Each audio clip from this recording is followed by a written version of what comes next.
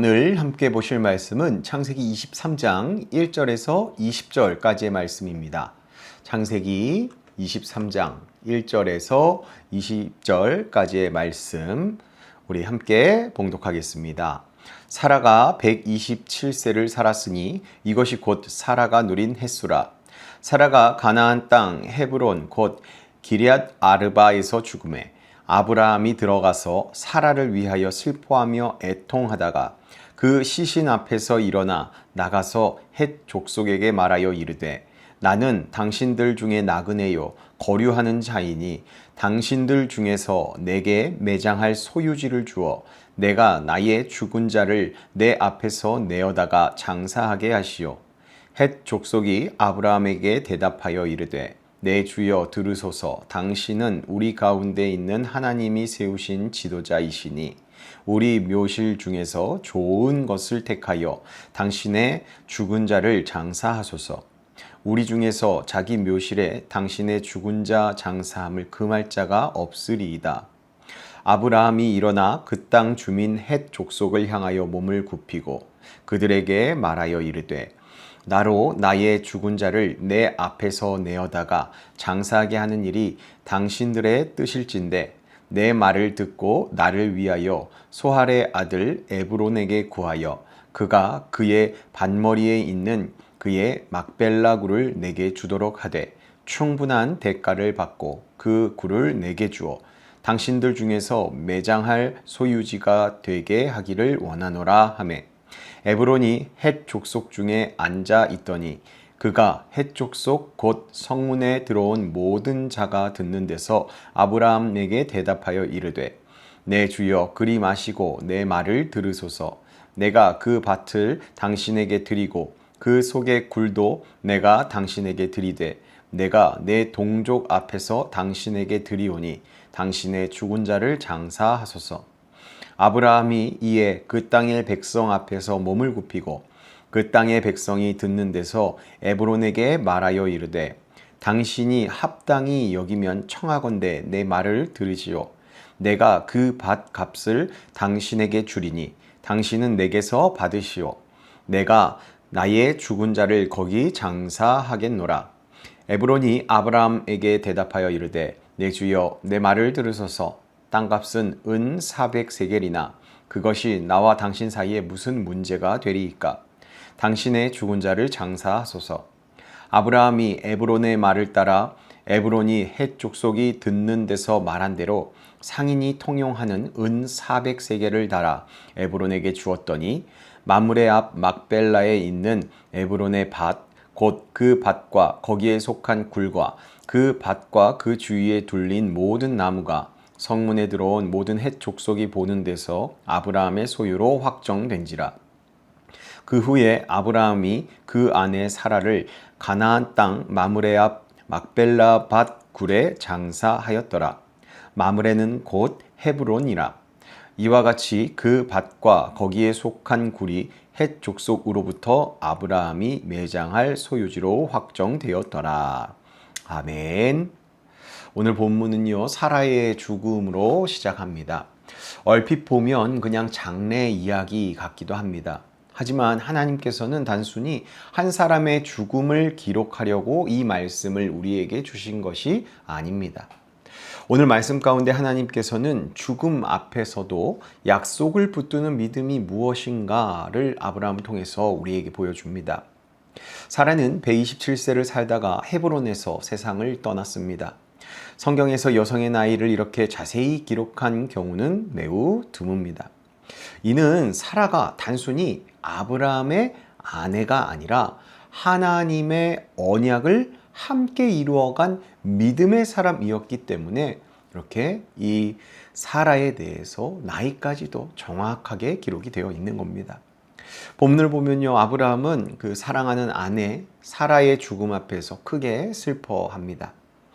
믿음이 있다고 해서 슬픔이 없는 것은 아니다라는 것을 또 우리에게 보여주죠.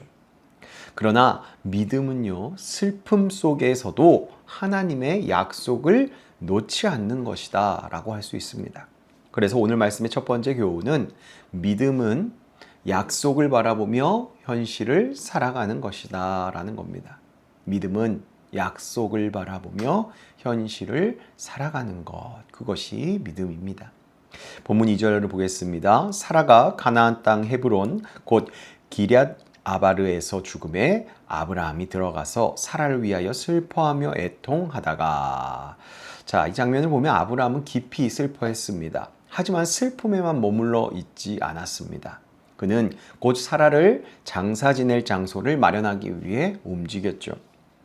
여기서 중요한 사실이 있습니다. 하나님은 이미 가나안 땅을 아브라함에게 약속하신 상태였습니다. 하지만 지금 그 당시 현실적으로는 이 아브라함의 소유로 가나안 땅이 단 한 평의 땅도 없었습니다. 아브라함은 여전히 땅이 없는 나그네였다라는 겁니다. 그래서 아브라함은 자신을 이렇게 소개합니다. 본문 4절입니다. 나는 당신들 중에 나그네여 거류하는 자이니 당신들 중에서 내게 매장할 소유지를 주어 내가 나의 죽은 자를 내 앞에서 내어다가 장사하게 하시오.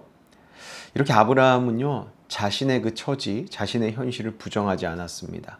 그러나 하나님의 약속을 포기하는 모습이나 태도도 이곳 가운데에서 보이지 않습니다. 하나님의 약속은 계속 붙들고 있는 상태로 사라의 장례를 준비해 나가고 있는 것이죠. 믿음은 그저 현실을 외면하고 기적, 희망, 소망만 품고 가는 것이 믿음이 아닙니다. 진정한 믿음은 우리에게 나타난, 우리에게 주어진 현실을 인정하면서 이보다도 더 큰 하나님의 약속을 크게 바라보는 것. 주어진 현실을 인정하면서 더 큰 하나님의 약속을 바라보는 것. 이것이 믿음이다라는 겁니다. 그것을 아브라함이 보여주고 있는 것이죠.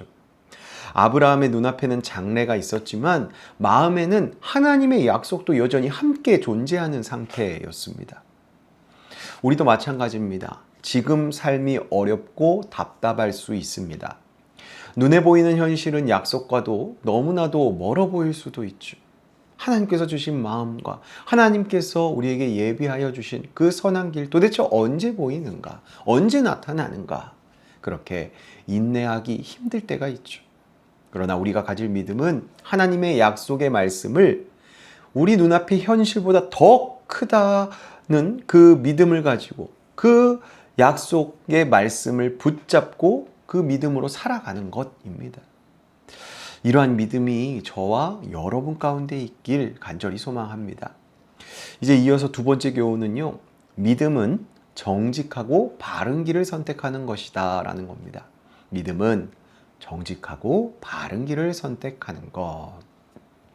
헷 족속은 아브라함에게 좋은 무덤을 그냥 사용하라고 그렇게 말했습니다. 하지만 아브라함은 그 선물을 받지 않았습니다. 정당한 값을 지불하고 정식으로 구입하기를 원했죠. 본문 우리 13절을 한번 보겠습니다. 당신이 합당히 여기면 청하건대 내 말을 들으시오. 내가 그 밭 값을 당신에게 주리니 당신은 내게서 받으시오. 내가 나의 죽은 자를 거기 장사하겠노라. 아브라함이 하는 말입니다. 결국 아브라함은 은 400세겔이라는 큰 돈을 모두 지불하고 그 땅을 사게 됩니다. 상당히 비싼 가격이었습니다. 그러면 흥정할 수도 있지 않겠습니까? 그러나 흥정하지도 않았습니다. 아브라함은 분쟁의 여지를 남기지 않는 모습을 취합니다. 왜였을까요? 그 땅은 단순한 무덤이 아니라 하나님께서 약속하신 땅의 첫 소유였기 때문입니다. 처음으로 하나님의 약속의 땅에서 땅을 취하게 되는 사건이라는 거죠. 믿음은요, 그래서 편법을 사용하지 않습니다. 믿음은 손해를 보더라도 그래서 정직을 택하는 겁니다. 세상은 조금이라도 싸게 얻으려고 합니다. 그래서 사람을 속이기도 하죠. 하지만 하나님의 사람은 하나님의 방법으로 살아갑니다. 때로는 정직이 손해처럼 보여도 결국 그 길이 신앙인으로서 하나님의 영광을 드러내는 길임을 잊지 마시길 바랍니다. 그렇게 우리도 이 아브라함처럼 정직하고 또 하나님 보시기에 합당한 모습으로 살아갈 수 있는 그러한 행동을 하는 그러한 신앙인이 되길 소망합니다. 이제 마지막 세 번째 교훈은요, 믿음은 하나님께서 이루실 미래를 준비하는 것. 믿음은 하나님께서 이루실 미래를 준비하는 것이다 라는 겁니다. 본문 19절입니다. 그 후에 아브라함이 그 아내 사라를 가나안 땅 마므레 앞 막벨라 밭굴에 장사하였더라. 마므레는 곧 헤브론이라. 자, 막벨라 굴은 단순한 무덤이 아니었습니다. 훗날 아브라함도 그곳에 묻히고요.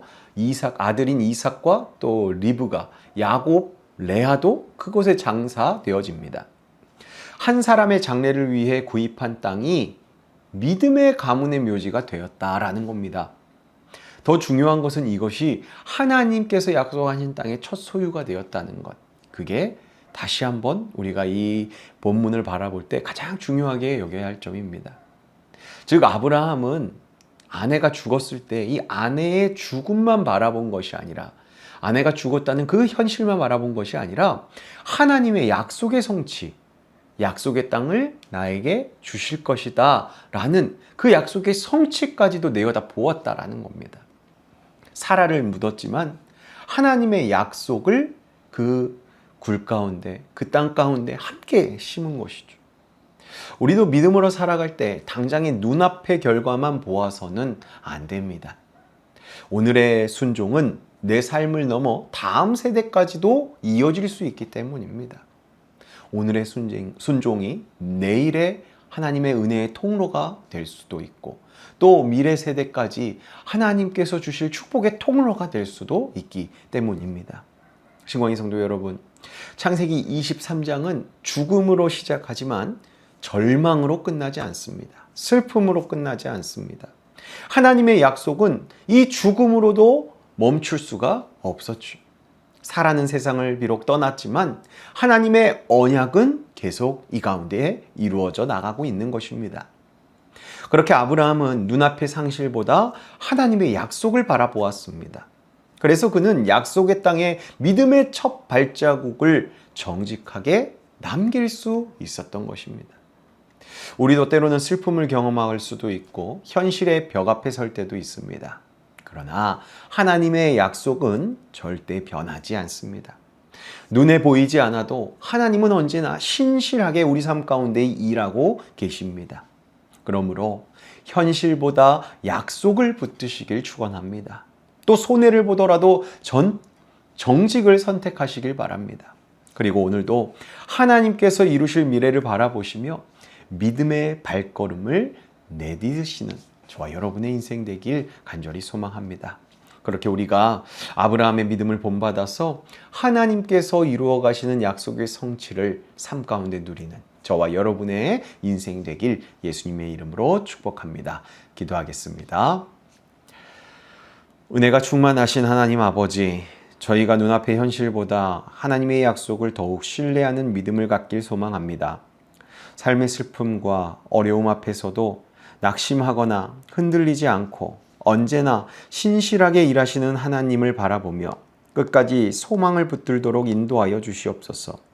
저희가 유익과 편리함을 따라 살아가기보다 때로는 손해를 감수하더라도 정직과 바른 길을 선택하는 믿음으로 살아감으로 세상 속에서 참 하나님의 사람답게 살아가게 하여 주시옵소서.